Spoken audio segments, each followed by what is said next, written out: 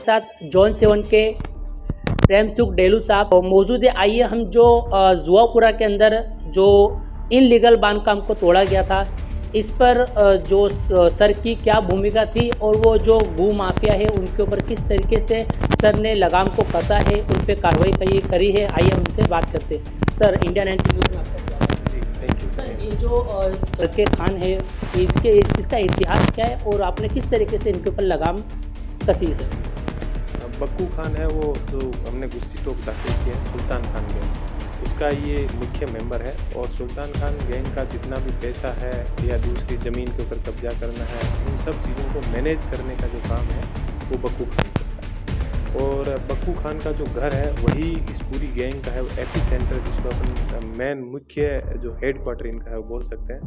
वहीं पे ये सभी लोग बैठ के और पूरे दिन प्लान बनाना कि किस तरह से खंडनी की मांगनी करनी है, कैसे एक्सटोर्शन करना है, किनको परेशान करना है, किस तरह से अपन है वो अपने काम को आगे बढ़ा सकते हैं। ये पूरी इनका जो प्लानिंग होती है आलीशान है, वो बंगला बना रखा था जिसके अंदर सब प्रकार की आधुनिक सुविधाएं जैसे जिम है, स्विमिंग की फैसिलिटी है और दूसरी जो भी सुविधाएं हो सकती है सब सुविधाएं इन्होंने वहाँ पर क्रिएट कर रखी थी।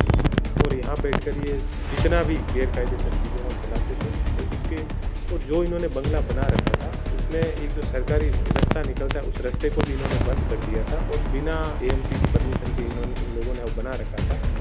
और यहाँ पर जो लाइट का भी ये लोग जिस पावर का बिजली का ये लोग यूज़ करते थे उसका भी ये लोग बिल नहीं भरते थे और लगभग 5 से 7 लाख के आसपास का बिल है वो इनका बकाया था। टोरेंट के या दूसरे कोई भी अधिकारी यहाँ वहाँ पर जाते थे तो उनके साथ ये लोग लड़ाई झगड़ा करना, पत्थरमारी करना, ये सब काम ये लोग करते थे। और गरीब लोगों को परेशान करना ही इनका है वो मुख्य, या फिर कोई बिजनेसमैन लोग हैं तो उनसे है वो हफ्ताखोरी करना, ये सब ये काम करते हैं। तो हमने इनके ऊपर गुस्सी टोक दाखिल किया और गुस्सी टोक न केवल गुस्सी टोक दाखिल किया बल्कि हमने इनके ऊपर 268 की सीआरपीसी के जो सेक्शन 268 है उसकी कार्रवाई भी हमने करवाई है। तो अभी इन लोगों की जो सुनवाई होती है वो भी जेल के अंदर सुनवाई है, वीडियो कॉन्फ्रेंस के थ्रू है इनकी होती है।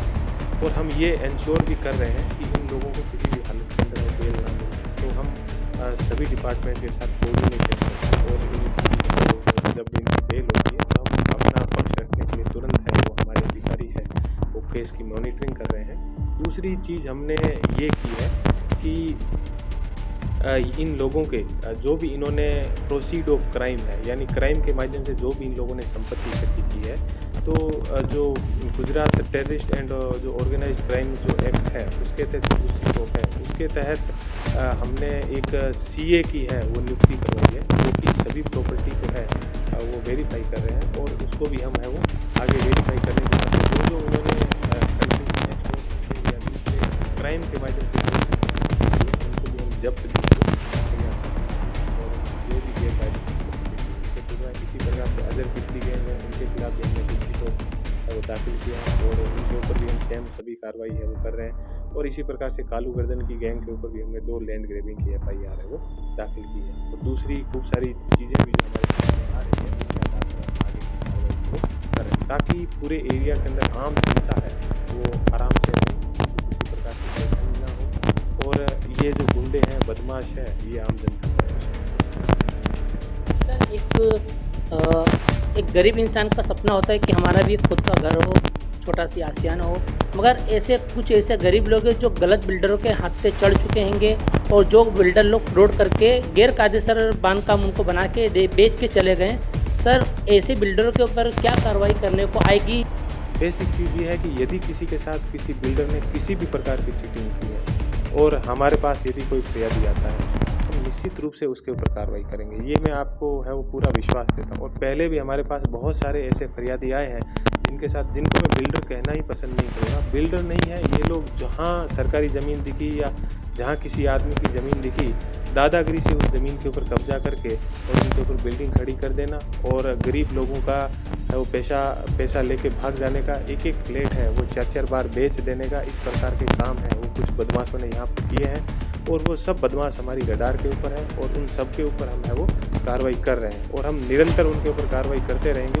किसी भी गरीब आदमी को, किसी भी सही आदमी को डरने की ज़रूरत नहीं। यदि वो हमारे पास आएंगे तो जोन 7 की जो पुलिस है वो एज ए टीम के रूप में काम कर रही है और हम जो भी बदमाश है जिन्होंने भी किसी के साथ किसी प्रकार की चीटिंग की है हम उनके ऊपर है वो निश्चित रूप से कार्रवाई करेंगे। लेकिन हमारे पास आएगा, हमें बताएंगे कि उनके साथ ये चीटिंग हुई है, तभी हम का जो द्वार है वो आपके लिए 24 घंटा खुला है ना सर, आप कहना चाहेंगे? बिल्कुल जनता हमें हमारी जो नियुक्ति हुई है वो इसीलिए हुई है कि भाई जनता के लिए ही यहाँ पर बैठे और ये हमारी ड्यूटी है कि हम जो आए वो हम उनकी बात है वो अच्छे से सुने और उनकी बात जहाँ तक हो सके हम उनका है वो सॉल्यूशन करें। और हम निश्चित रूप से है वो कानून के दायरे के अंदर रहते हुए जो चीज़ हो सकती है हम निश्चित रूप से करें। मैं ये सबको है वो विश्वास दिलाता हूँ कि आपको किसी भी प्रकार की परेशानी है तो आप कभी भी हमारे ऑफिस आइए, पुलिस स्टेशन जाइए, आपकी सुनवाई होगी और आप निश्चित रूप से आप हमारे पास आइए। आपको किसी प्रकार की डर की ज़रूरत नहीं है, आपको किसी को साथ लाने की ज़रूरत नहीं है या कोई आपको ये कहे कि मैं आपको मिला सकता हूँ।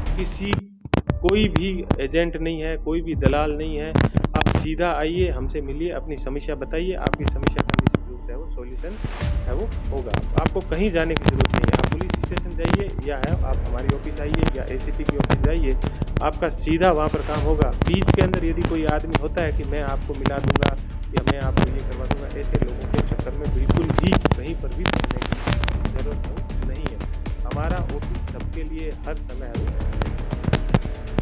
ये थे हमारे साथ प्रेम सुख डेलू साहब, जिन्होंने बहुत ही अच्छा मैसेज दिया जनताओं को भी और वो गो माफिया को भी जिनके तराश से जनता परेशान है।